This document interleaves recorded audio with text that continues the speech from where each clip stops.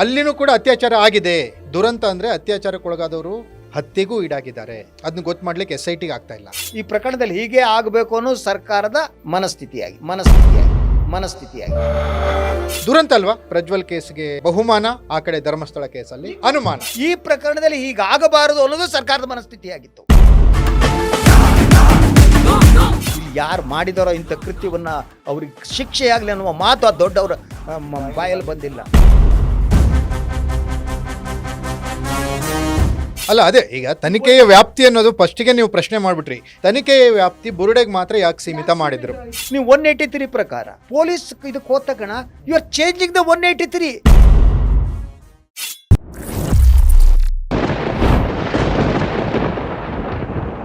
Ladies and gentleman, Kumari Soujanya ಆ ವಿದ್ಯಾರ್ಥಿನಿಯ ಬರ್ಬರ ಕೃತ್ಯ ಏನಾಯ್ತಲ್ಲ, ಹತ್ಯೆ ಏನಾಯ್ತಲ್ಲ, ಅತ್ಯಾಚಾರ ಎಸಗಿ ಆ ವಿದ್ಯಾರ್ಥಿಯನ್ನು ಹತ್ಯೆ ಮಾಡಿದ್ರು ಅನ್ನುವಂಥ ವರದಿ ಬಂತು. ಆ ಸಾವಿಗೆ ಇನ್ನೂ ನ್ಯಾಯ ಸಿಕ್ಕಿಲ್ಲ. ಆದರೆ ಆ ಕಿರಾತಕರು ಒಂದು ದಿನ ಮಾಡಿರೋ ಅತ್ಯಾಚಾರ ಆದರೆ, ಅವಳ ಹತ್ಯೆಯ ನಂತರ ಅವಳ ಸಾವಿಗಾಗಿ ಹೋರಾಟ ನಡೆಸ್ತಿರೋರ ಮೇಲೆ,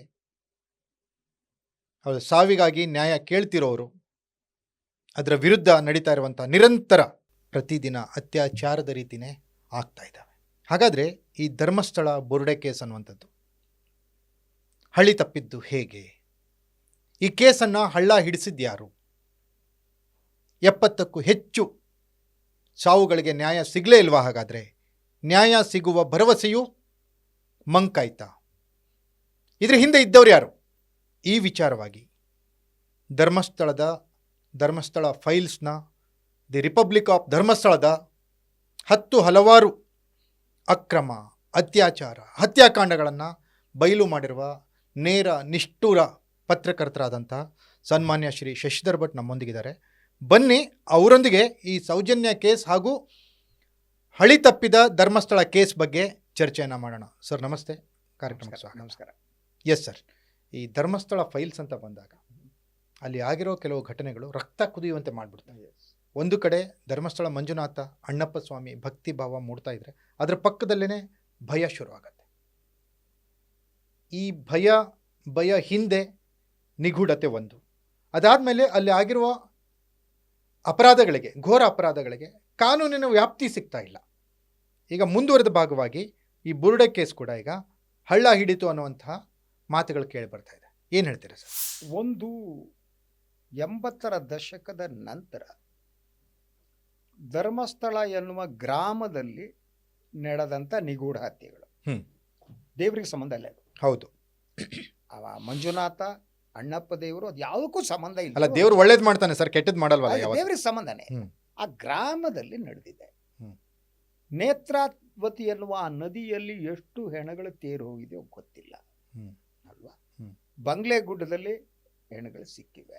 ಬುರುಡೆ ಗುಡ್ಡ ಆಗಿತ್ತದು. ಅದರ ಜೊತೆಗೆ ಇಡೀ ಆ ಪ್ರದೇಶದಲ್ಲಿ ನಡೆದಿರುವಂತಹದ್ದು ವೇದವಲ್ಲಿ ಘಟನೆ ಇರ್ಬೋದು, ಹತ್ಯೆ ಪ್ರಕರಣ ಇರ್ಬೋದು, ಪದ್ಮಲತಾ ಇರ್ಬೋದು, ಆನೆ ಮಾವುತ ಇರ್ಬೋದು, ಯಮುನಾ ಇರ್ಬೋದು. ಮುಖ್ಯವಾದ ಪ್ರಶ್ನೆ, ಈ ಸಾವುಗಳಿಗೆ ಸಂಬಂಧಪಟ್ಟ ಹಾಗೆ ಸತ್ಯಾಂಶ ಯಾಕೆ ಹೊರಗೆ ಬರ್ತಿಲ್ಲ ಅನ್ನೋದು. ಸಾವುಗಳು ಕಾನೂನು ವ್ಯಾಪ್ತಿಯಲ್ಲಿ ಬರ್ತಾ ಇಲ್ಲ. ನಾನು ವೀರೇಂದ್ರ ಹೆಗಡೆ ಮೇಲೆ ಅವ್ರ ಕುಟುಂಬದ ಮೇಲೆ ಆರೋಪ ಮಾಡಲ್ಲ, ನನಗೆ ಗೊತ್ತಿಲ್ಲ. ಆದರೆ ನಮಗೆ ಬೇಕಾದ್ದು ಈ ಹತ್ಯೆಗೆ ಕಾರಣ ಆದವರು ಯಾರು ಮತ್ತು ಈ ಹತ್ಯೆಗಳನ್ನ ಯಾಕೆ ಮುಚ್ಚಿ ಹಾಕಲಾಗಿದೆ, ಮುಚ್ಚಿ ಹಾಕಿದವ್ರು ಯಾರು, ಅಷ್ಟು ಪ್ರಭಾವ ಯಾರಿಗಿದೆ? ಇದು ಬಹಳ ಮುಖ್ಯವಾದ ಪ್ರಶ್ನೆ. 84ರಲ್ಲಿ ಹೆಗಡೆ ಗೌರ್ಮೆಂಟ್ ಇದ್ದಾಗಲೇ ವಿಧಾನಸಭೆಯಲ್ಲಿ ಬಗ್ಗೆ ಚರ್ಚೆ ಆಗುತ್ತೆ. ಹೌದು, ಅಲ್ಲಿ ನಡೆದಂಥದ್ದು. ಹೌದು, ಅದಾದ ಮೇಲೆ ಧರ್ಮಸಿಂಗ್ ಚೀಫ್ ಮಿನಿಸ್ಟರ್ ಆದ ಸಂದರ್ಭದಲ್ಲಿ, ಹೌದು, ಬಂಗಾರಪ್ಪನವರು ಇದ್ದಾಗಲೂ ಚರ್ಚೆ ಆಗ್ತಾ ಇದೆ, ಸತತವಾಗಿ ನಡೀತಾ ಇದೆ. ಅಲ್ಲಿ ಹೆಣಗಳು ಉರುಳ್ತಾ ಇವೆ. Who is responsible for that? ಇದು ನಿನ್ನೆ ಮೊನ್ನೆ ಹುಟ್ಟಿದ್ದಲ್ಲ. ಹೌದು, ಹೌದು. ಸೊ ಹಾಗಿದ್ರೆ ಈಗ ಲೇಟೆಸ್ಟ್ ಸಂದರ್ಭದಲ್ಲಿ ಕರ್ನಾಟಕ ಮಹಿಳಾ ಆಯೋಗದ ನಾಗಲಕ್ಷ್ಮಿ ಚೌಧರಿ ಅವರು ಒಂದು ಪತ್ರವನ್ನು ಬರೀತಾರೆ.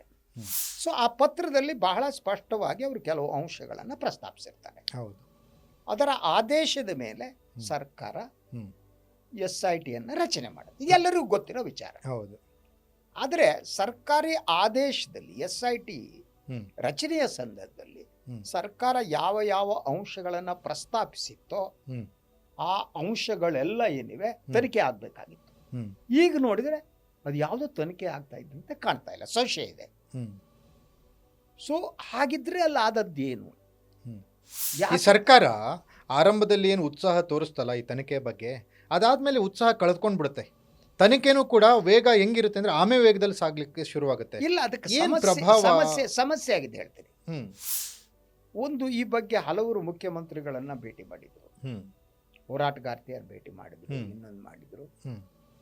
ಅವ್ರು ತಕ್ಷಣ ರಿಯಾಕ್ಟ್ ಮಾಡಿದ್ದು ಹೇಗಿತ್ತು ಹ್ಮ್. ಅನ್ನೋದು ಕುತೂಹಲಕರವಾದ್ದು. ಅದನ್ನು ಹೇಳ್ತೀನಿ ನಾನು. I know that hmm. Individual ಅವ್ರು ಏನು ರಿಯಾಕ್ಟ್ ಮಾಡ್ಬೋದು. ಹ್ಮ್. ಆದರೆ ಇಡೀ ಸಮಸ್ಯೆ ಪ್ರಾರಂಭವಾದ್ದೇನು ಅಂದರೆ, ಹ್ಮ್. ಸರ್ಕಾರಿ ಆದೇಶದ ಪ್ರಕಾರ 80ರ ದಶಕದಿಂದ ಇದುವರೆಗೆ ಹ್ಮ್. ಏನೇನು ಅಲ್ಲಿ ನಿಗೂಢ ಹತ್ಯೆಗಳು ನಡೆದಿವೆ, ನಿಗೂಢ ಸಾವುಗಳಾಗಿವೆ, ಅದ್ರ ಬಗ್ಗೆ ತನಿಖೆ ನಡೆಸಬೇಕು ಅಂತ. ಹ್ಮ್. ಅದರ ತನಿಖೆಯನ್ನ ಅದನ್ನು ಕೇವಲ ಬುರುಡೆ ಪ್ರಕರಣವಾಗಿ ಪರಿವರ್ತನೆ ಮಾಡಿದ್ದು ಹ್ಮ್. ಈ ಸತ್ಯದ ಮೇಲೆ ಚಪ್ಪಡಿ ಕಲ್ಲು ಎಳೆಯುವ ಮೊದಲನೇ ಯತ್ನ. ಹ್ಮ್. ಇಲ್ಲಿ ಮುಖ್ಯವಾದದ್ದು ಏನು ಹ್ಮ್. ಆಯ್ತಾ? ಒಂದನೇದಾಗಿ ಇದು ಬುರುಡೆ ಅಲ್ಲಿ ಸಿಕ್ತೋ ಇಲ್ಲೋ ಅನ್ನೋದು ಇಶ್ಯೂನೇ ಅಲ್ಲ, ಸಾವು ಇಶ್ಯೂ. ಹ್ಮ್. ನೀವು ಏನು ಅಲ್ಲಿ ಬೆಳ್ತಂಗಡಿ ಪೊಲೀಸ್ ಸ್ಟೇಷನ್ನಲ್ಲಿ ಅಲ್ಲಿ 400ಕ್ಕೂ ಹೆಚ್ಚು UDR ಪ್ರಕರಣಗಳೇನು ದಾಖಲಾಗಿವೆ. ಹ್ಮ್. ಆಯ್ತಾ? ಅಲ್ಲಿ ಇಡೀ ಪೋಸ್ಟ್ ಮಾರ್ಟಮ್ ಸಂದರ್ಭದಲ್ಲಿ ಏನೇನು ಅನ್ಯಾಯ ಕಾನೂನಿಗೆ ವಿರುದ್ಧವಾಗಿ ನಡೆದಿದೆ ಅದ್ರ ಬಗ್ಗೆ ತನಿಖೆ ನಡೆಸಬೇಕು. ಹ್ಮ್. ಸೊ ಪೋಸ್ಟ್ ಮಾರ್ಟಮ್ಗಳಲ್ಲಿ ಡಾಕ್ಟರ್ಗಳು ಇನ್ನೊಬ್ರು ಇನ್ವಾಲ್ವ್ ಆದ್ರಲ್ಲ, ಯಾಕೆ? ಅಲ್ಲ, ಹೆಂಗಾಗುತ್ತೆ ಸರ್ ಅಂದರೆ, ಈಗ ನನಗೆ ಅತಿ ಆಶ್ಚರ್ಯ ತಂದಿದ್ದು ಅಥವಾ ನೋವು ತಂದಿದ್ದೇನು ಅಂದರೆ, ಅಸಹಜ ಸಾವು ಅಂತ ಅಂದ್ಕೊಳ್ಳೋಣ. ಅಸಹಜ ಸಾವು ಪುರುಷರದ ಮಹಿಳೆಯರದಾದರೆ ಅತ್ಯಾಚಾರ ಎಸಗಿ ಕೊಲೆಗೈಲಾದ ಅಥವಾ ಹಂಗೆ ಅವ್ರು ಏನಂದ್ರು ಕೊಂದ್ರ ಅಥವಾ ಆತ್ಮಹತ್ಯೆನ. ಅದಾದಮೇಲೆ ಬಹಳ ದುರಂತ ಅಂದರೆ ಆ ಎಲ್ಲ ಮಹಿಳೆಯರ ಶವಗಳು ಅನಾಮಧೇಯ ಅಪರಿಚಿತ ಶವಗಳು. ಎಸ್, ಅಪರಿಚಿತ ಶವಗಳು ಹೇಗಾಗ್ತವೆ? Yes, that is an issue. ಹಾಂ, ಅದು ತನಿಖೆ ಮಾಡ್ಬೇಕಲ್ವಾ? ಹಾಂ. ಸೊ ನೀವು ಅವ್ರು ಹೇಳಬೇಕಾದ್ರೆ ಅಲ್ಲಿ ಬಂದರು ಅಂದರೆ ಅವರು ಅಲ್ಲಿರುವಂಥ ಗೆಸ್ಟ್ ಹೌಸ್ನಲ್ಲೋ ಲಾಡ್ಜ್ನಲ್ಲೋ ಹೋಟೆಲ್ಗಳೇ ಇರ್ತಾರೆ. ಅಲ್ಲಿರುವುದು ಎಲ್ಲದೂ ವೀರೇಂದ್ರ ಹೆಗಡೆ ಕುಟುಂಬಕ್ಕೆ ಸೇರೋದು, ಇನ್ನವ್ರದ್ದಿಲ್ಲ, ಬೇರೆಯವ್ರದ್ದು ಇರಲಿಲ್ಲ ಅವಾಗ. ಈ ಯಾವಾಗಲೂ ಇಲ್ಲ ಅಲ್ಲಿ. ಆ ಪ್ರದೇಶದಲ್ಲಿ ಬೇರೆಯವ್ರು ಮಾಡಂಗಿಲ್ಲ. ನೀವು ಕೊಕ್ಕಡದಿಂದ ಈ ಕಡೆ. ಒಂದು ಮಾತಿದೆ, ಏನು ಗೊತ್ತಾ ಸರ್, ಅಲ್ಲಿ ಧರ್ಮಸ್ಥಳದಲ್ಲಿ ಮಂಜುನಾಥ ಸ್ವಾಮಿ ಅಣ್ಣಪ್ಪ ಸ್ವಾಮಿ ಕೂಡ ಕಾವಂದ್ರೆ ಹೇಳ್ದಂಗೆ ಕೇಳಬೇಕು. ಹೌದೌದು. ಸೊ ನೀವು ಇಷ್ಟೊತ್ತಿಗೆ ಎದ್ದು ದರ್ಶನ ಕೊಡಿದ್ರೆ ಕೊಡಬೇಕು, ಇಲ್ಲ ಬಾಗ್ಲಾಕಿದ್ರೆ ಉಜಿರೆಯಿಂದ ಈ ಕಡೆ, ಕೊಕ್ಕಡದಿಂದ ಈ ಕಡೆ, ಅದು ಎಲ್ಲ ಪ್ರದೇಶ ಅವರೇ, ಬೇರೆಯವ್ರು ಮಾಡಂಗಿಲ್ಲ ಅಲ್ವಾ? ಇದೆ. ಹಾಗಿದ್ರೆ ನೀವು ಅಲ್ಲಿ ಒಬ್ಬರಿಗೆ ರೂಮ್ ಕೊಡ್ಬೇಕಾದ್ರೆ ಅವ್ರ ಹೆಸರು ಬರ್ಕೊಂಡು ಇನ್ನೊಂದು ಮಾಡ್ಕೊಂಡು ಮಾಡಲ್ವಾ? ID ಕಾರ್ಡ್ ನೋಡ್ಲೇಬೇಕು, ID ಕಾರ್ಡ್ ನೋಡ್ಬೇಕಲ್ಲ. ಇಂಥ ಪ್ರಶ್ನೆಗಳಿವೆ. ಅದ್ರ ಜೊತೆಗೆ ಉಗ್ರಪ್ಪ ಕಮಿಟಿಯ ವರದಿ ಸವಿಸ್ತಾರವಾಗಿದೆ. ಅದರ ಆಧಾರದ ಮೇಲೆ ತನಿಖೆಯಲ್ಲಿ ಇದು ಕೇವಲ ಬುರುಡೆ ಅವನು ಚಿನ್ನಯ್ಯ ಅನ್ನೋನು ಸುಳ್ಳು ಹೇಳಿದ್ನೋ ಸತ್ಯ ಹೇಳಿದೋ ಅನ್ನೋ ಇಶ್ಯೂ ಅಲ್ಲ, ಸಾವು ಇಶ್ಯೂ. ಆದರೆ ಇಲ್ಲಿ ಆಗಿದ್ದೇನು ಅಂದರೆ, ತನಿಖೆಯ ಪ್ರಾರಂಭ ಹಂತದಲ್ಲೇ SITಯ ಒಳಗಡೆ ಕೆಲವು ಏಜೆಂಟ್ಗಳನ್ನ ಸೇರಿಸಲಾಯಿತು. ಸೊ ಯಾರ್ಯಾರು ಸಾಕ್ಷಿದಾರರು ಬರ್ತಾರೆ ಅವ್ರನ್ನ ಹೆದರಿಸುವಂಥ ಕೃತ್ಯ ನಡೀತು. ಯಾರೆದುರಿದ್ದಿರೋರು? ಯಾರು? ಮಂಜುನಾಥ ಗೌಡ ಹೇಗೆ ಹೋಗಿ ಸೇರ್ಕೊಂಡ ಅಲ್ಲಿ? ಅವ್ರ ಮೇಲೆ ಬಂದ ಆರೋಪಗಳೇನು? ಸೈಮನ್ಗಳೇನು ಮೇಲೆ ಏನಂದ್ರು? ಯಾಕೆ ಜನ ಹಂಗೆ ಮಾತಾಡ್ತಾರೆ? ಬಟ್ ಹಿಂಗೆ ಹೆಂಗಾಗುತ್ತೆ ಅಂದರೆ ಸರ್, ಈಗ ಸೌಜನ್ಯ ಸಾವಿಗೆ ನ್ಯಾಯ ಅನ್ನುವಂಥ ಹೋರಾಟ ಶುರುವಾಗಿತ್ತಲ್ಲ, ಒಂದು ದಿಕ್ಕಿನತ್ತ ಹೋಗ್ತಾ ಇತ್ತದು. ಯಾರು ಮಹೇಶ್ ಶೆಟ್ಟಿ ತಿಮ್ರೋಡಿ ಇದ್ದಾಗ ಒಂದು ದಿಕ್ಕಿನತ್ತ ಹೋಗ್ತಾ ಇತ್ತು. ಹೌದು, ಏನೋ ಒಂದು ಆಗ್ಬೋದು, ಏನೋ ಒಂದು ನ್ಯಾಯ ಸಿಗ್ಬೋದು ಅನ್ನೋ ಹೋರಾಟ ಇತ್ತು. ಅದು ಮೇಲ್ನೋಟಕ್ಕೆ ಅದು ಧರ್ಮಸ್ಥಳದ ವಿರುದ್ಧ ಹೋರಾಟ ಅನ್ನೋ ಥರ ಇರಲಿಲ್ಲ. ಅದೇನಿತ್ತು, ಸೌಜನ್ಯ ಸಾವಿಗೆ ನ್ಯಾಯ. ಅದು ಯಾಕಾಗಿದ್ದು ಗೊತ್ತಾ ನಿಮಗೆ? ಅದನ್ನು ಹೇಳ್ತೀನಿ ನಾನು. ಅಲ್ಲಿ RSSನ 2 ಗುಂಪುಗಳ ಹೋರಾಟ ಶುರುವಾಯಿತು. 2 ಗುಂಪುಗಳು ಯಾರದ್ದು? ಒಂದು BL ಸಂತೋಷ್ ಅವ್ರ ಗುಂಪು, ಇನ್ನೊಂದು ಕಲ್ಲಡ್ಕ ಪ್ರಭಾಕರ್ ಭಟ್ರು ಅವ್ರ ಗುಂಪು. ಹಿಂದೂ ಜಾಗರಣ ವೇದಿಕೆ ಒಂದು, ಹಿಂದೂ ಪರಿಷತ್ ಒಂದು. ಈ 2 ಗುಂಪುಗಳ ಹೋರಾಟ ಪ್ರಾರಂಭ ಆದಾಗ ಕಲ್ಲಡ್ಕ ಪ್ರಭಾಕರ್ ಭಟ್ರಿಗೆ ಧರ್ಮಸ್ಥಳ ವೀರೇಂದ್ರ ಹೆಗಡೆ ಮೇಲೆ ಅವಳೇ ಸಿಟ್ಟು ಪ್ರಾರಂಭ ಆಗಿತ್ತು. ಯಾಕಂದ್ರೆ ಅವ್ರಿಗೆ ಬೇಕಾದಂಥ ಅವರ ಆತ್ಮೀಯ ಭಟ್ರು ಸಿಕ್ಕಾಕೊಂಡ್ರು, ಅಲ್ಲಿ ಪೂಜೆ ಮಾಡೋರು ಕಾಸು ಹೊಡೆದ ಏನೋ ಸಿಕ್ಕಾಕೊಂಡು ಕ್ರಮ ಕೈಗೊಂಡು ಜಗಳ ಆಯಿತು. RSS ಹೊಡಿತು. RSS ಈಗ ಈ ಗುಂಪುಗಳು ಒಡೆದ ಮೇಲೆ ತಿಮ್ರೋಡಿ ಪ್ರಭಾಕರ್ ಭಟ್ರು ಓಪನ್ ಆಗಿ ಬಂದಿಲ್ಲ, ಹಿನ್ನೆಲೆಯಿಂದ ತಿಮ್ರೋಡಿ ಅವರಿಗೆಲ್ಲ ಬೆಂಬಲ ಕೊಟ್ಟರು. ಅವರೆಲ್ಲ ಒಂದೇ ಸ್ಕೂಲ್ ಆಫ್ ಥಾಟ್ಸ್ ಅವ್ರು, ಏನು ಬೇರೆ ಅಲ್ಲ ಹೌದು ಅವ್ರು. ಹೌದು ಅಲ್ವಾ? ಹೌದು ಈ ಕಡೆ ಬಿ ಎಲ್ ಸಂತೋಷ್ ಅವರು ಇವ್ರ ರಕ್ಷಣೆಗೆ ನಿಂತರು, ವೀರೇಂದ್ರ ಹೆಗ್ಗಡೆ ಅವ್ರ ರಕ್ಷಣೆಗೆ ನಿಂತರು, ಹ್ಮ್ ಅಧಿಕಾರಸ್ಥರು ರಕ್ಷಣೆ ನಿಂತರು, ಹ್ಮ್ ದುಡ್ಡಿರುವವ್ರ ರಕ್ಷಣೆ ನಿಂತರು. ಹ್ಮ್. ಆದರೆ ಏನ್ ಮಾಡಿಬಿಟ್ರು ಅಂದ್ರೆ ಧರ್ಮಸ್ಥಳದಲ್ಲಿ ನಡೆದ ಸಾವಿನ ಪ್ರಕರಣದ ಬಗ್ಗೆ ಹ್ಮ್ ಯಾವಾಗ ಜನ ಮಾತನಾಡಕ್ ಪ್ರಾರಂಭ ಮಾಡಿದ್ರು, ಹ್ಮ್ ವೀರೇಂದ್ರ ಹೆಗ್ಗಡೆ ಟಾರ್ಗೆಟ್ ಅಲ್ವೇ ಅಲ್ಲ. ವೀರೇಂದ್ರ ಹೆಗ್ಗಡೆ ಅವ್ರ ಧರ್ಮಾಧಿಕಾರಿಗಳು, ಹ್ಮ್ ಅವ್ರ ಮೇಲೆ ಆರೋಪ ಇದ್ರೆ ಪ್ರೂವ್ ಆಗುವವರೆಗೆ ಅವ್ರೇನ್ ತಪ್ಪಿತಸ್ಥರು ನಾನು ಹೇಳಲ್ಲ. I am not ready to say. Hmm but ನಮಗೆ ಬೇಕಾದ್ದು ಅಲ್ಲಿ ಸತ್ತವರ ಸಾವಿದೆಯಲ್ಲ, ಸಾವಿನ ಹಿಂದೆ ನಿಗೂಢತೆ ಬೇಕು. ನಿಗೂಢತೆ ಬೇಕು, ಅವ್ರಿಗೆ ನ್ಯಾಯ ಸಿಗ್ಬೇಕು. ಅದನ್ನ ಯಾಕೆ ಪೊಲೀಸರು ಮಾಡ್ತಿಲ್ಲ? ಹಾ ಮತ್ತು ಈ ಎಲ್ಲ ಪ್ರಕರಣ ಅಲ್ಲ, ಈಗ ಪ್ರಶ್ನೆಗೆ ಬರ್ತೀನಿ. ಈಗ ಯಾಕೆ ಬೆರಳು ಅವ್ರ ಕಡೆ ತೋರಿಸುತ್ತೆ ಅಂದ್ರೆ ಹೇಳ್ತೀನಿ. ಈಗ ಒಂದೇ ಒಂದು ಸಾವು, ಈ ಥರದ ಹತ್ಯೆಗಳು ಈ ಥರದ್ದು ಆದಾಗ ಅದನ್ನ ಮುಚ್ಚಿ ಹಾಕೋದು ಎಷ್ಟು ಕಷ್ಟ ಅಂತ ಎಲ್ರಿಗೂ ಇದೆ. ಆಯಿತು ಸರ್. ಇದರಿಂದ ಸ್ಥಳೀಯ ಸಂಸ್ಥೆಗಳೆಲ್ಲ ಕೆಲಸ ಮಾಡ್ತವೆ. ಲೋಕಲ್ ಬಾಡಿ, ಗ್ರಾಮ ಪಂಚಾಯತ್ ಕೆಲಸ ಮಾಡುತ್ತೆ, ತಾಲೂಕು ಆಸ್ಪತ್ರೆ ಕೆಲಸ ಮಾಡುತ್ತೆ, ಸ್ಥಳೀಯ ಪೊಲೀಸರು ಕೆಲಸ ಮಾಡ್ತಾರೆ, ತಹಸೀಲ್ದಾರ್ ಕೆಲಸ ಮಾಡ್ತಾರೆ. ಈ ಎಲ್ಲರನ್ನ 70ಕ್ಕಿಂತ ಹೆಚ್ಚು ಸಾವುಗಳು ಸಂಭವಿಸಿದ್ರು ಕೂಡ ಈ ಎಲ್ಲರನ್ನ ಕಂಟ್ರೋಲ್ ಮಾಡೋಷ್ಟು ಪ್ರಭಾವ ಆ ಭಾಗದಲ್ಲಿ ಯಾರಿಗಿದೆ? ಅದೇನೆ ಅದು ಪ್ರೂವ್ಡ್ ಅಂತ ಅದನ್ನ ಅವ್ರಿಗಿದೆ ಅಂತ ನಾವು ಹೇಳ್ತಾ ಇಲ್ಲ, Yes. ಆದ್ರೆ ಯಾರಿಗಿದೆ? ಅದೇನೆ ಮುಂಡಾಸುಧಾರಿಗಳು ಇನ್ನೊಂದು ಅವ್ರ ವೈಯಕ್ತಿಕವಾಗಿ ಅವ್ರ ಸಾಮ್ರಾಜ್ಯದವರ ರಿಪಬ್ಲಿಕ್ ಆಫ್ ಧರ್ಮಸ್ಥಳದ ಪಾಲುದಾರರು, ಇದು ಸಂಬಡಿ ಸಾಧ್ಯಾರನು ಯಾರು? ಯಾಕೆಂದ್ರೆ ಇನ್ನೊಂದು ಹೇಳ್ತೀನಿ ಸರ್, ನಮಗೆ ನಮ್ಮ ಧರ್ಮಕ್ಷೇತ್ರಗಳ ತಗೊಳ್ಳಿ, ಇಲ್ಲಿಂದ ಸುಮಾರು 40 ಕಿಲೋಮೀಟರ್ ಕುಕ್ಕೆ ಸುಬ್ರಹ್ಮಣ್ಯ ಇದೆ. ಹೌದು. ಅಲ್ಲೂ ನದಿ ಹರಿಯುತ್ತೆ, ಹ್ಮ್ ಹೆಣ ಬೀಳಲ್ಲ. ಹ್ಮ್ ನಮ್ಮ ಜಿಲ್ಲೆಯಲ್ಲಿದೆ, ಗೋಕರ್ಣ ಇದೆ ಹ್ಮ್ ಅಲ್ವಾ, ಹೌದು ಇಜ್ಗುಂಜಿ ಇದೆ, ಎಲ್ಲೂ ಹೆಣ ಬೀಳಲ್ಲ. ಹೌದು. ನೀವು ಕರ್ನಾಟಕದಲ್ಲಿ ಎಲ್ಲೂ ಹೆಣ ಬೀಳದೆ ಬರೀ ನೇತ್ರಾವತಿಯಲ್ಲಿ ಯಾಕೆ ಬೀಳುತ್ತೆ ಅನ್ನೋದನ್ನ ಇಶ್ಯೂ. ಅದಕ್ಕೆ ಸರ್ಕಾರದ ಹಣೆ ಬರ ಅಲ್ವಾ ಕಂಡಿಯೋದಕ್ಕೆ. ಹೌದು. ಸೊ ಇಡೀ ಪ್ರಕರಣವನ್ನ ಅಂದ್ರೆ ಪ್ರಾರಂಭದಲ್ಲೇ ಹ್ಮ್ ನಿಗೂಢ ಸಾವುಗಳ ತನಿಖೆಯ ಪ್ರಕರಣವನ್ನ ಬುರುಡೆ ಪ್ರಕರಣವನ್ನಾಗಿ ಮಾಡಿ, ಇದರಲ್ಲಿ ಮಾಧ್ಯಮಗಳ ಪಾತ್ರನೂ ಇದೆ. ಹ್ಮ್. ಇದು ಬುರುಡೆ ಇದು ಬುರುಡೆ ಗ್ಯಾಂಗು, ಬುರುಡೆ ಅದ್ರ ಮಾಧ್ಯಮಗಳು. ಜೊತೆಗೆ ಹಾ ನಿಮಗೆ ಗೊತ್ತಿರುತ್ತೆ, ನಿಮ್ಮ ಈ ಸಮಾಜದ ನಿಮ್ಗೆ ಗೊತ್ತಿದೆ, ಒಬ್ಬ ದಲಿತ ಬಂದವನು ಅವನ ಮೇಲೆ ಪ್ರೆಷರ್ ಆಗಿದ್ರೆ ಬೇಗ ಈಲ್ಡ್ ಆಗ್ಬಿಡ್ತಾನ. ಯಾಕೆಂದ್ರೆ ಅವನು ಚಿನ್ನಯ್ಯ ಅನ್ನುವವನು 2 ವರ್ಷಗಳ ಕಾಲ ಅವನೇನು ಹೇಳ್ತಾ ಬಂದ, ತಿಮ್ರೋಡಿ ಅವ್ರ ಮನೆಗೆ ಹೋಗಿ ಏನು ಹೇಳ್ದ, ಅಲ್ಲಿ ಏನು ಅವನ್ನೆಲ್ಲ ರೆಕಾರ್ಡ್ ಮಾಡಲಾಗಿದೆ. ಇದ್ದಕ್ಕಿದ್ದಾಗೆ SIT ಇದಕ್ಕೆ ಹೋದ ತಕ್ಷಣ ಅವ್ನು ಯಾಕೆ ಚೇಂಜ್ ಮಾಡಿ? ಅಲ್ಲ, ಅದೇ ಈಗ ತನಿಖೆಯ ವ್ಯಾಪ್ತಿ ಅನ್ನೋದು ಫಸ್ಟಿಗೆ ನೀವು ಪ್ರಶ್ನೆ ಮಾಡ್ಬಿಟ್ರಿ. ತನಿಖೆಯ ವ್ಯಾಪ್ತಿ ಬುರುಡೆಗೆ ಮಾತ್ರ ಯಾಕೆ ಸೀಮಿತ ಮಾಡಿದ್ರು? ಆಯ್ತು ಕ್ವಶನ್. ಹ್ಮ್. ನೀವು 183 ಪ್ರಕಾರ ಹ್ಮ್ ನ್ಯಾಯಾಧೀಶರ ಮುಂದೆ ಹೇಳಿಕೆ ಕೊಡ್ತೀವಿ. ಹ್ಮ್ ಪೊಲೀಸ್ ಇದಕ್ಕೆ ಹೋದ ತಕ್ಷಣ ಹ್ಮ್. ಯು ಆರ್ ಚೇಂಜಿಂಗ್ ದ 183 ಅನ್ನ ಕಾನೂನು ಪ್ರಕಾರ ಚೇಂಜ್ ಮಾಡಕ್ ಬರಲ್ಲ. ಅಲ್ಲ, ನನಗೊಂದು ಏನಾಯ್ತು ಗೊತ್ತಾ ಸರ್, ಒಂದು ಆಶ್ಚರ್ಯ ಅನಿಸುತ್ತೆ. ಈಗ ಚಿನ್ನಯ್ಯನ ಅರೆಸ್ಟ್ ಮಾಡಿದ್ರು, ಹ್ಮ್. ಹೇಳಿಕೆ ಬದಲಾಯಿಸಿ ಈ ಷಡ್ಯಂತ್ರದ ಭಾಗವಾಗಿದ್ದಾನೆ ಅಂತ ಚಿನ್ನಯ್ಯನ ಅರೆಸ್ಟ್ ಮಾಡಿದ್ರು. ಷಡ್ಯಂತ್ರದ ಭಾಗ ಅನ್ನೋದೇ ಆದರೆ ಪೊಲೀಸರು SIT ಷಡ್ಯಂತ್ರದ ಭಾಗ ಅಂತ ಚಿನ್ನಯ್ಯನ ಅರೆಸ್ಟ್ ಮಾಡಿದ್ರು.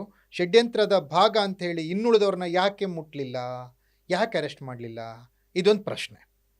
ಈ ಪ್ರಶ್ನೆಯನ್ನು ಹೊರತುಪಡಿಸಿ ತನಿಖೆಯ ವ್ಯಾಪ್ತಿಯನ್ನು ವಿಸ್ತರಿಸಿ ಹೇಳೋದಾದರೆ, ಅಲ್ಲಿ ಸಿಕ್ಕಿರುವ ತಲೆಬುರುಡೆಗಳು, ಅಸ್ಥಿಪಂಜರಗಳು ಸಿಕ್ಕಿದಾವಲ್ಲ, ಆ ಅಸ್ಥಿಪಂಜರಗಳ ಬಗ್ಗೆ ಯಾಕೆ ಇನ್ನೂ ಮಾಹಿತಿಯನ್ನು ಕೊಟ್ಟಿಲ್ಲ? ಎಸ್, ಅದೇ ಅಂದರೆ ಇಡೀ SITಯ ನಡವಳಿಕೆ ಇದೆಯಲ್ಲ, ಅದು ಸಂಶಯಾಸ್ಪದವಾಗಿದೆ, ಪ್ರಶ್ನಾರ್ಹವಾಗಿದೆ. ಹ್ಮ್. ತನಿಖೆ ಯಾವ ದಾರಿಯಲ್ಲಿ ನಡಿಬೇಕಾಗಿತ್ತೋ ಆ ದಾರಿಯಲ್ಲಿ ನಡೆದಂಗೆ ಕಾಣ್ತಾ ಇಲ್ಲ. ಇದಕ್ಕಿರುವ ಅನುಮಾನ ಏನು ಅಂದ್ರೆ, ತನಿಖೆ ಪ್ರಾರಂಭ SIT ರಚನೆ ಆದ ತಕ್ಷಣನೇ ನನಗೆ ದುರದೃಷ್ಟಕರ ಬೇಸರ ಇದೊಂದು ಷಡ್ಯಂತರ ಅನ್ನೋ ತೀರ್ಮಾನವನ್ನು ಉಪಮುಖ್ಯಮಂತ್ರಿಗಳು ಕೊಟ್ಬಿಟ್ಟಿತ್ತು. ನೀವು ಅಧಿಕಾರದಲ್ಲಿ ಮೇಲಿರುವ ಮುಖ್ಯಮಂತ್ರಿ ಉಪಮುಖ್ಯಮಂತ್ರಿಗಳು ನೀವು SIT ರಚನೆ ಮಾಡಿ ಅದರ ತೀರ್ಪನ್ನ ನೀವು ಕೊಟ್ಟರೆ ಪೊಲೀಸರು ನಿಮ್ಮ ಕೈ ಕೆಲಸ ಮಾಡೋರು ಅದನ್ನೇ ಮಾಡ್ತಾರೆ. ಅದು ಷಡ್ಯಂತರ ಅಂತ ಯಾವಾಗ ಸರ್ಕಾರದಲ್ಲಿ ಉನ್ನತ ಹುದ್ದೆಯಲ್ಲಿದ್ದವರು ಹೇಳಿದ್ರು, ತಕ್ಷಣ ಇದನ್ನ ಷಡ್ಯಂತರದ ಆಂಗಲ್ನಲ್ಲಿ ತನಿಖೆ ಮಾಡುವುದಕ್ಕೆ SIT. ನೀವೀಗ DCM ಹೆಸರು ಇದರಲ್ಲಿ ಹೇಳಿದ್ರಿ, ಮತ್ತೊಂದು ಇದಕ್ಕೆ ಪೂರಕವಾದಂಥ ಒಂದು ಮಾಹಿತಿನ ಹೇಳಿಬಿಡ್ತೀನಿ ನಿಮಗೆ. ನೋಡಿ, 2 ಘೋರ ದುರಂತಗಳು ನಮ್ಮ ಕಣ್ಣೆದುರಿಗೆ. ಒಂದು, ಹಾಸನದಲ್ಲಿ ಪ್ರಜ್ವಲ್ ವಿಚಾರ. ಇದೇ ರೀತಿ ಅತ್ಯಾಚಾರ ಎಸಗಿ, ಆದರೆ ಹತ್ಯೆಗಳಾಗಿಲ್ಲ, ಅತ್ಯಾಚಾರ ಎಸಗಿದ್ದು ಮಾತ್ರ. ಅದನ್ನ ತನಿಖೆ ಮಾಡಿದ್ದು ಒಂದು SIT ಟೀಮ್. ಕರೆಕ್ಟ್. ಪ್ರಜ್ವಲ್ ಜೀವಾವಧಿ ಶಿಕ್ಷೆ ಆಯ್ತು, ಅದನ್ನ ಮಾಡಿದ್ದಾನೆ ಅಂತ ಹೇಳಿ. ರಾಜಕೀಯ ಎಂಟ್ರಿ ಆದ್ರೆ ಯಾವ ರೀತಿ ಕೇಸ್ಗಳು ಮೋಟಿವ್ ಆಗ್ತವೆ. ಓಕೆ, ಅವನಿಗೆ ಜೀವಾವಧಿ ಶಿಕ್ಷೆ ಆಯ್ತು, ಅವರಿಗೆ ಬಹುಮಾನ SITಗೆ. ಈ SITಗೆ ಮೇಲೆ ಅನುಮಾನ, ಅಲ್ಲಿನೂ ಕೂಡ ಅತ್ಯಾಚಾರ ಆಗಿದೆ. ದುರಂತ ಅಂದ್ರೆ ಅತ್ಯಾಚಾರಕ್ಕೊಳಗಾದವರು ಹತ್ಯೆಗೂ ಈಡಾಗಿದ್ದಾರೆ. ಆದ್ರೆ ಅಲ್ಲಿ ಆರೋಪಿಗಳು ಯಾರಂತಾನೆ ಗೊತ್ತಿಲ್ಲ. ಅದನ್ನ ಗೊತ್ತು ಮಾಡ್ಲಿಕ್ಕೆ SITಗೆ ಆಗ್ತಾ ಇಲ್ಲ.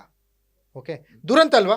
ಇಲ್ಲಿ ಪ್ರಜ್ವಲ್ ಕೇಸ್ಗೆ ಬಹುಮಾನ, ಆ ಕಡೆ ಧರ್ಮಸ್ಥಳ ಕೇಸಲ್ಲಿ ನೀವು ಅನುಮಾನ. ನೀವು ಅದು ಭಾಳ ಕ್ಲಿಯರ್ ನೀವು ಹೇಳಿದ್ದು ರಾಜಕಾರಣ ಅಂತ. ಅವರಿಗೆ ಆ ಪ್ರಜ್ವಲ್ ಅವನು ಮಾಡಿದ ಕೃತ್ಯಗಳು ಬೇರೆ, ಆದರೆ ಅವನು ಎಟ್ ಎನಿ ಕಾಸ್ಟ್ ಈ ಪ್ರಕರಣದಲ್ಲಿ ಹೀಗೆ ಆಗಬೇಕು ಅನ್ನೋದು ಸರ್ಕಾರದ ಮನಸ್ಥಿತಿಯಾಗಿತ್ತು. ಈ ಪ್ರಕರಣದಲ್ಲಿ ಹೀಗಾಗಬಾರದು ಅನ್ನೋದು ಸರ್ಕಾರದ ಮನಸ್ಥಿತಿಯಾಗಿತ್ತು. ಕರೆಕ್ಟ್. ಅಂದರೆ ಅದಕ್ಕೆ ರಾಜಕೀಯ ಕಾರಣಗಳಿದ್ದು. ಹಂಗಾದ್ರೆ ಈಗ ಈ ಪ್ರಜ್ವಲ್ನಿಂದ ಅತ್ಯಾಚಾರಕ್ಕೊಳಗಾದವ್ರದ್ದು ಮಾತ್ರ ಜೀವನ, ಅವ್ರದ್ದು ಮಾತ್ರ ಮರ್ಯಾದೆ.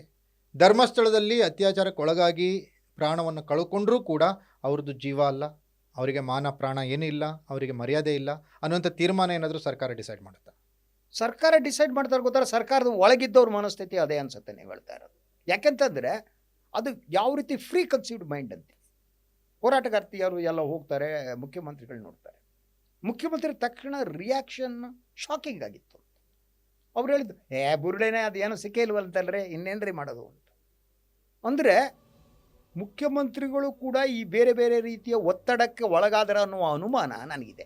ಅಂದರೆ ಪೂರಕ ಸಾಕ್ಷ್ಯಾಧಾರಗಳ ಕೊರತೆ ಏನಾದರೂ ಅಲ್ಲಿ ಇದೆಯಾ? ಆ ಥರ ಏನು ಅನ್ಸಲ್ಲ. ಸಾಕ್ಷ್ಯಾಧಾರರಲ್ಲಿ ಈ ಬಂಗ್ಲೆ ಗುಡ್ದಲ್ಲಿ ಸಿಕ್ಕಿದೆ ಅಲ್ವಾ, ಅದು ಏನು ನೋಡಬೇಕು? ಅಲ್ಲ, ಪೊಲೀಸ್ ವಿಡಿಯೋ ರಿಪೋರ್ಟ್ಗಳು ಇರ್ತವೆ, ಪೋಸ್ಟ್ ಮಾರ್ಟಮ್ ರಿಪೋರ್ಟ್ಗಳು ಇರ್ತವೆ. ಜೊತೆಗೆ ಪೋಸ್ಟ್ ಮಾರ್ಟಮ್ ಅನ್ನ ಸರ್ಕಾರಿ ಆಸ್ಪತ್ರೆಯಲ್ಲಿ ಬಿಟ್ಬಿಟ್ಟು KS ಹೆಗಡೆ ಆಸ್ಪತ್ರೆಗೆ ತಗೊಂಡೋಗಿ 15 ದಿವಸ 20 ದಿವಸ ಹೆಣ ಇಟ್ಬಿಟ್ಟು ಮಾಡಿದ್ರಲ್ಲ, ಯಾಕೆ ಮಾಡಿದ್ರು? ಅಲ್ಲಿ ಇದ್ದವರು ಯಾರು? ಅವರಿಗೆ ಅವ್ರು ಯಾರು? ಡಾಕ್ಟ್ರು. ಅದ್ರ ತನಿಖೆ ಯಾಕೆ ಮಾಡ್ತಾ ಇಲ್ಲ? It clearly shows. ಅಂದರೆ ಒಂದು ಇಡೀ ಇದು ಒಂದು ಬಹುದೊಡ್ಡ ಷಡ್ಯಂತ್ರ ಅಂತ ಸರ್ ನಂಗೆ ಅನ್ಸುತ್ತೆ. ಅಂದರೆ ಯಾವಾಗ ರಚನೆ ಆಯಿತೋ SIT ಆದ ತಕ್ಷಣ ದೊಡ್ಡವರ ಪರವಾಗಿ ಇದ್ದವರಿದಾರಲ್ಲ ಅವರೆಲ್ಲರೂ ಕೂಡ ರಕ್ಷಣೆಗೆ ನಿಂತು. ಷಡ್ಯಂತ್ರ ಧರ್ಮಸ್ಥಳದ ವಿರೋಧ ಅಲ್ಲ, ಷಡ್ಯಂತ್ರ ಧರ್ಮಸ್ಥಳದಲ್ಲಿ ಆಗಿದ್ದ ಹತ್ಯಾಕಾಂಡದ ಅತ್ಯಾಚಾರಿಗಳನ್ನು ಬಯಲಿಗೆ ಬರಬಾರ್ದು ಅಂತ ಷಡ್ಯಂತ್ರ. ನನಗೆ ಇರೋದೇನು ಗೊತ್ತಾ? ಸೊ ಈ ಪ್ರಕರಣ ಇಷ್ಟಾದ ಮೇಲೆ ನಾನು ನಿರೀಕ್ಷೆ ಮಾಡಿದ್ದೆ ವೀರೇಂದ್ರ ಹೆಗ್ಗಡೆ ಅವರು ಬಂದ್ಬಿಟ್ಟು ನ್ಯಾಯಯುತವಾದ ತನಿಖೆ ನಡೀಲಿ, ಯಾರು ತಪ್ಪಿತಸ್ಥರು ಸಿಕ್ಕಾಕಲಿ, ನನ್ನ ಬೆಂಬಲ ಇದೆ ಅಂತ ಹೇಳ್ಬಿಟ್ಟಿದ್ರೆ ಜನ ಎಲ್ಲ ಹೋಗಿ ಅವ್ರ ಕಾಲಿಗೆ ಅಡ್ಬೀಳ್ತಾ ಇದ್ರು. ಆ ದೊಡ್ಡವರ ಮಾತನ್ನ ಒಂದು ಮಾತು, ಇಲ್ಲಿ ಸತ್ತವರಿಗೆ ನ್ಯಾಯ ಸಿಗಲಿ, ಇಲ್ಲಿ ಯಾರು ಮಾಡಿದಾರೋ ಇಂಥ ಕೃತ್ಯವನ್ನು ಅವ್ರಿಗೆ ಶಿಕ್ಷೆಯಾಗಲಿ ಅನ್ನುವ ಮಾತು ಆ ದೊಡ್ಡವರ ಬರಲಿಲ್ಲ. ಆ ಸೌಜನ್ಯ ಅವಳ ಕೊನೆಯ ಸ್ಥಿತಿ ನೋಡಿದರೆ ಗುಪ್ತಾಂಗದ ಮೇಲೆ ಮರಳುಗಳನ್ನು ಹಾಕಿ ಇನ್ನೊಂದು ಹಾಕಿ ಹೀನ ಕೃತ್ಯ ಹೃದಯ ಒಡೆಯುತ್ತೆ ಸರ್, ಹೃದಯ ಒಡೆಯುತ್ತೆ. ಸೊ ಅಂಥವ್ರಿಗೆ ತಪ್ಪಿತಸ್ಥಿಗೆ ಶಿಕ್ಷೆ ಆಗಲಿ ಅಂತ ಬಿಟ್ಟರೆ, ಅದು ಬಿಟ್ಬಿಟ್ರೆ ಅವ್ರ ಮಗ ಅಲ್ಲಿದ್ದ ಇಲ್ಲಿದ್ದ 2 ಪಾಸ್ಪೋರ್ಟ್ಗಳ ಏನೋ ಗೊತ್ತಿಲ್ಲ. It shows, it is shocking. ಅದೊಂದು ಧರ್ಮಸ್ಥಳ ಧರ್ಮಕ್ಷೇತ್ರ ಅಂತ ಜನ ನಂಬಿದ್ದಾರೆ. ಜನರ ನಂಬಿಕೆ ನಾನು ಕ್ವಶನ್ ಮಾಡಲ್ಲ. ಮತ್ತೊಂದು ಏನು ಗೊತ್ತಾಗ್ಬಿಟ್ರೆ, ನೀವು ಆಕ್ರೋಶಭರಿತರಾಗಿ ಮಾತನಾಡ್ತಾ ಇದ್ದೀರಾ. ಒಂದು ದುರಂತ ಅಂದರೆ ಈ ಸೌಜನ್ಯ ಅನ್ನೋ ಮಹಾತಾಯಿ ಇದ್ದಾಳಲ್ಲ, ಈಕೆ ಅನ್ನಪೂರ್ಣೆ. ಹಲವರಿಗೆ ಅವಳ ಪರವಾಗಿ ಇರೋರ್ಗು ಕೂಡ ಅನ್ನಪೂರ್ಣೆಯಾಗಿ ಕೆಲಸ ಮಾಡಿದ್ಲು, ಅವ್ರಿಗೆ ಏನೇನು ಬೇಕನ್ನೆಲ್ಲ ಮಾಡಿಕೊಟ್ಲು. ಅವಳ ವಿರುದ್ಧವಾಗಿರೋರ್ಗಂತೂ ಇನ್ನೂ ಜಾಸ್ತಿ ಮಾಡಿಕೊಟ್ಲು. ಅದು ಹೇಗೆ ಅಂದರೆ ಗೊತ್ತಾ ನಿಮಗೆ, ಈ ದೇಶದ ಜನ ಒಂದು ಸಾವಿಗ ಕಾಯ್ತಿರ್ತಾರೆ. ಈ ದೇಶದ ಜನ ಹತ್ಯೆ ಮತ್ತು ಸಾವಿನ ನಡುವೆ ತಮ್ಮ ಬದುಕನ್ನು ಕಟ್ಕೋತಾರೆ, ರಾಜಕಾರಣ ಮಾಡ್ತಿರ್ತಾರೆ.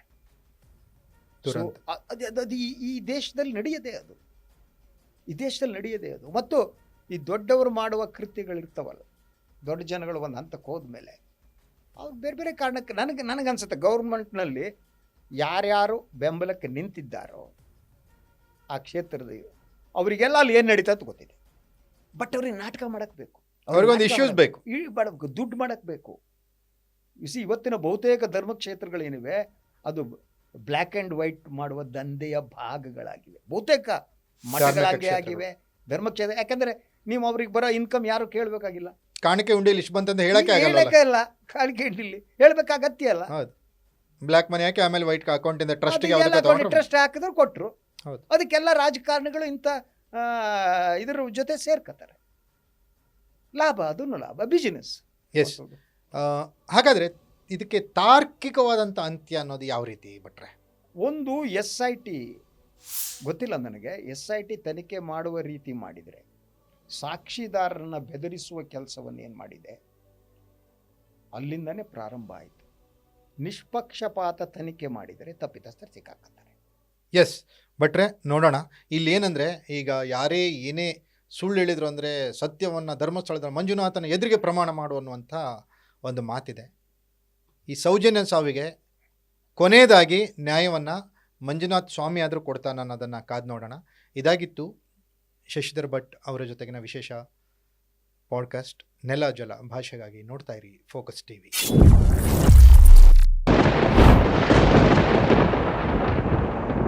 ಅಲ್ಲಿನೂ ಕೂಡ ಅತ್ಯಾಚಾರ ಆಗಿದೆ.